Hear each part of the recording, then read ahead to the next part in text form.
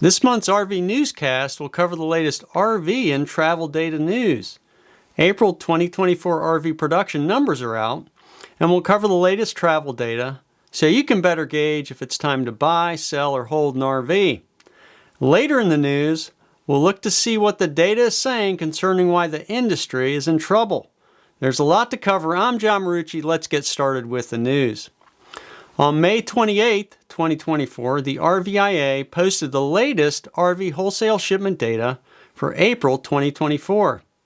Production increased compared to the prior year, with 34,197 total RVs shipped in April, up 9.5% from 31,216 in April of 2023. However, April 2024 had the third lowest production in April other than 2023 and the pandemic year of 2020 since before 2016. Travel trailer production increased year over year with 24,589 shipped in April 2024 versus 20,394 a year ago, a 20.2% increase. For context, April 2022, just 2 years prior, saw the production of 40,435 travel trailers, 15,846 more than in April 2024. Motorhome production, which includes Class A, B, and C motorhomes, witnessed its second lowest April other than 2020 at only 3,512 units shipped. It seems evident that higher price units are seeing the most significant demand slowdown. Meanwhile, RVs for sale on RVTrader.com have dropped significantly since last month, with 117,445 new RVs for sale as of May 29th. This is down by 4,016 units from May 1st of 2024, and down a huge 21,223 new units versus late May 2023's volume. Used units for sale jumped to 65,443 from 57,001 when last reported on May 1st. This is up a whopping 8,400 units. This time last year, the number of used RVs for sale was roughly 52,600. So we have seen 12,800 or 24% more used units for sale now versus a year ago. In the past 2 weeks, something odd has happened in the used market as many more used units have shown up for sale. For the 18 weeks prior to May 22nd, the average number of used units for sale was just above 57,000. This jumped to over 66,000 on May 22nd and was over 65,000 on May 29th. Our model year chart shows new model volumes for 2022 through 2025 since May of 2023. As dealers unload the older units, 2022 models have decreased from 39,100 to 3,714 units. The orange line shows 2023 models going from 93,797 to 17,864 units since late June of 2023. Meanwhile, the red line shows 2024 models on RVTrader.com. In late June of 2023, there were 8,238 new 2024s, and now there are 89,981, seeming to have peaked out as 2024 production runs start to wane. Also, a few 2025 units are showing up online. There are currently 5,773 2025 units for sale. So there's still about 21,600 new 2022 and 2023 models on dealer lots. As a reminder, many but not all dealers advertise on RVTrader.com to sell inventory. It remains an excellent proxy for overall dealer inventory. You can follow my account on X at John Marucci to receive weekly updates on this data. For the high-end market, inventory levels for Colonial Airstream in Millstone Township, New Jersey, one of the nation's largest Airstream dealers, still show a glut of in-stock units. About a year ago, 22% of Colonial's inventory was pre-ordered, meaning 78% of their Airstream inventory was either on the lot for sale or being delivered and available. As of May 29, 2024, roughly 91% of inventory is available for sale, with only 9% spoken for.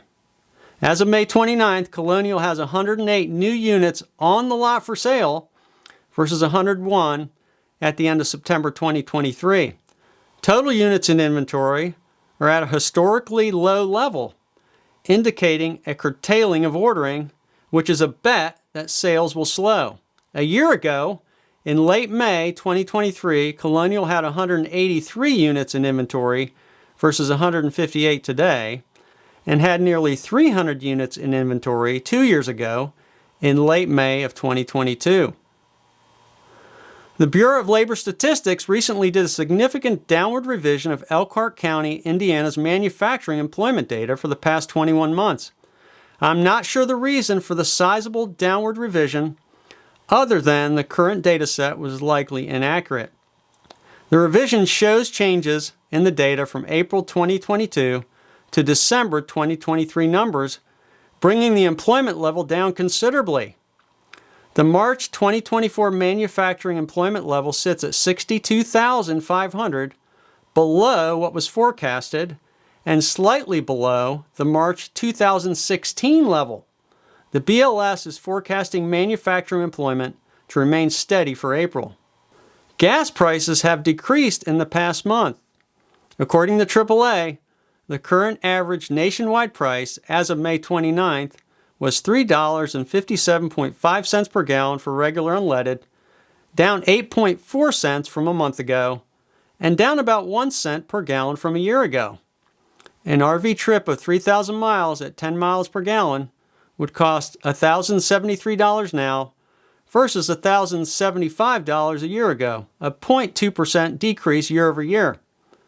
Diesel prices have decreased in the past month and currently sit at $3.87.6, down 1.3 cents from a month ago and down 8 cents from a year ago. A similar 3,000-mile trip getting 15 miles per gallon would cost $775 now versus $790 a year ago, a 1.9% decrease. A few things seem to be happening when I look at recent trends with most of the data we just reviewed. First, notice that while wholesale shipments are up year over year, almost all of the increase comes from travel trailer volume. We recently reported that several dealerships saw lower average prices, meaning that the average price of trailers sold is down compared to prior years. So we're seeing some increase in production, but for cheaper units. This means any increase in volume is with thinner margin units. Second, notice the sharp drop in motorhome shipments, which in general are much more expensive than travel trailers. I think this spells a significant stop on upgrading from existing owners. If you consider it for a moment, any business would like to sell items with higher profit margins and get existing customers to upgrade to more expensive models. This is precisely what the data says is not happening. Higher priced, higher margin RVs are not selling, meaning people are not upgrading. This also shows up in Airstream sales, which are slack at best. We've tracked Airstream inventory for some time, and inventory is not moving to the point where orders have been cut, a bet that says the high-end market will be slow going forward. Third, we've seen an odd sharp increase in the posting of used RVs on RVTrader.com. The number jumped from a steady 57,000 units on average for several months to over 66,000 units on May 22nd. I can't immediately place why this happened, but it feels like a dump of used unit inventory by a large dealer onto the RV Trader platform, more than a fundamental change in behavior from current owners. Also, some recent reports from the industry are touting a younger and more diverse buyer entering the market. While an interesting development, it is immaterial and points to a major problem, given that new RVers generally buy less expensive units to try out the lifestyle. So new buyers are now purchasing cheaper made units that fit an entry-level price point. My take is that this likely will inoculate many over the long term. Finally, some more prominent YouTube influencers have pointed out quality problems and devoted much airtime to allowing owners to voice their issues online to a greater audience. The industry has generally ignored this type of reporting in the past, but seems to be reacting with threats and hostility recently. The industry's reaction seems to be denial that there's a problem with quality or that quality issues are a major factor in the current downturn, especially with upgrading. The current RV market reminds me of the American car industry in the 1980s malaise era. Many were inoculated from purchasing American brands after their experiences during this period. At the same time, the Japanese car companies made inroads into the market.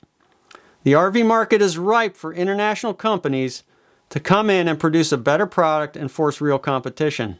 Hopefully, with the recent slowdown, someone in the industry will decide to change the production model and make a better RV, not just a cheaper one.